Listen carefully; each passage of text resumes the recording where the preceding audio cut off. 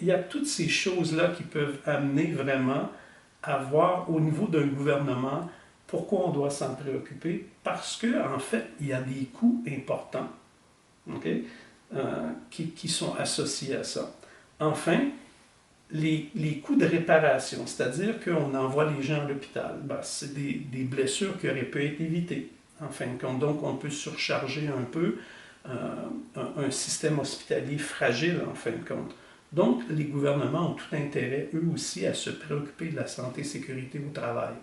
Très bien, M. Claude. Voilà des raisons valables, voilà des réelles raisons pourquoi l'on devrait se préoccuper de santé et sécurité au travail.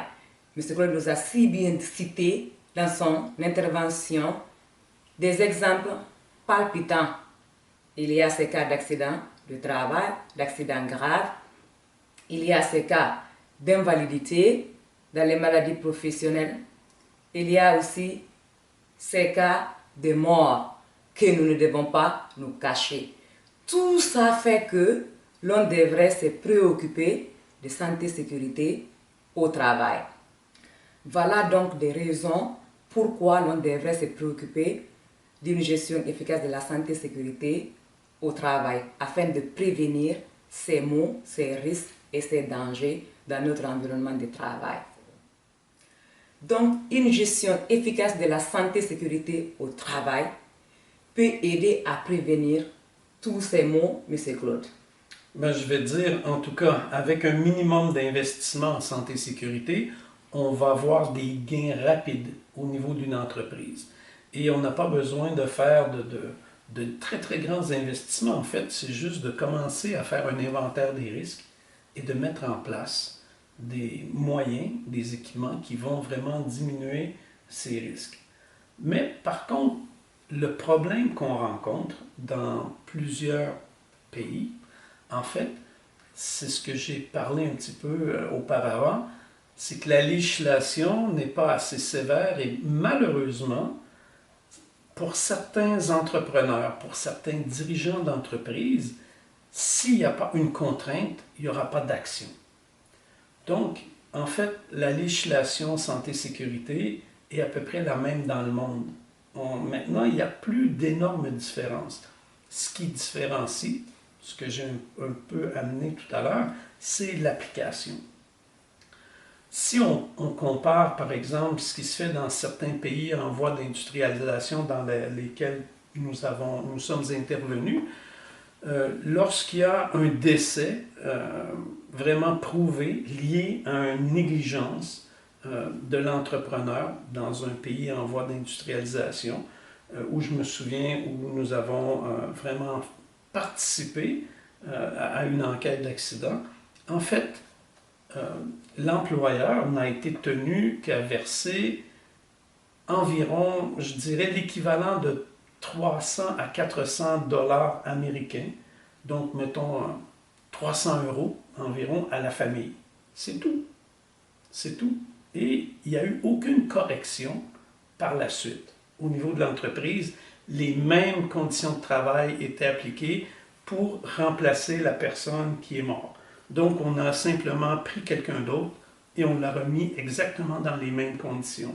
Et il n'y a eu aucune conséquence pour cette entreprise. D'autres entreprises dans lesquelles nous sommes intervenus... Et les mêmes risques ont continué à se perpétrer. Nous sommes intervenus dans des entreprises où il y a plusieurs morts par année. Plusieurs morts par année.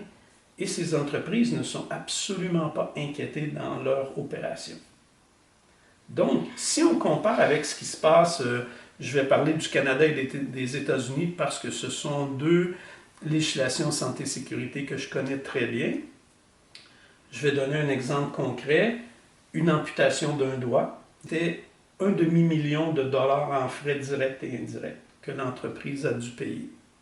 Et il y a eu vraiment de grands chamboulements au niveau de l'organisation du travail pour que cet incident ne se répète plus.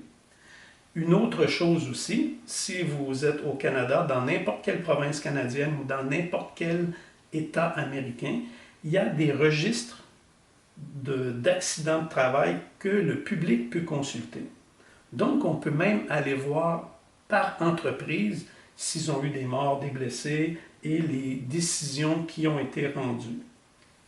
De plus, au Canada, en Europe, dans la plupart des pays, en Amérique aussi et en Australie, les lois criminelles ont même fait état que si on démontre la négligence dans l'application de mesures santé-sécurité en entreprise et qu'il y a décès ou même blessures très graves, les dirigeants d'une entreprise peuvent être accusés au criminel et être passibles d'emprisonnement.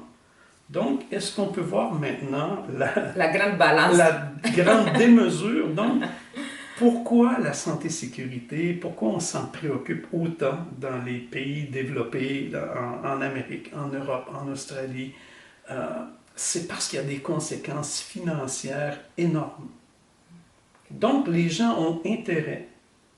Donc, ici, c'est vraiment très facile de dire à une entreprise, si vous croyez que ça coûte cher implanter la santé-sécurité, essayez de ne pas le faire. Ça va vous coûter encore beaucoup plus cher. Voilà.